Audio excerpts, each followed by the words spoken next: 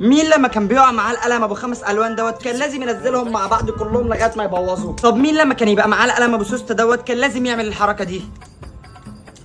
ده غير اللي ما بيعرفش يركز في الحصه الا لما يقعد يخلع في اللبيسه. ابراهيم ارحمني. ده غير العضعض اللي ما بيعرفش يقعد في الحصه غير وهو بيعضعض في اللبيسه. طب مين المفتري اللي كان لما يبقى معاه قلم رصاص مبري ويلاقي استيكه كان بيخرقها؟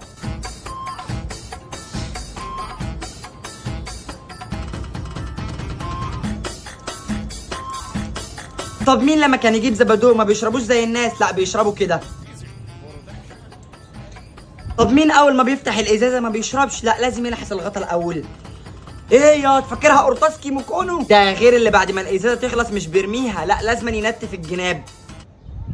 طب مين النحس اللي لما بيجيب كنزايه ويجي يفتحها الكازوزه بتطلع في ايده والكنز لسه ما اتفتحتش؟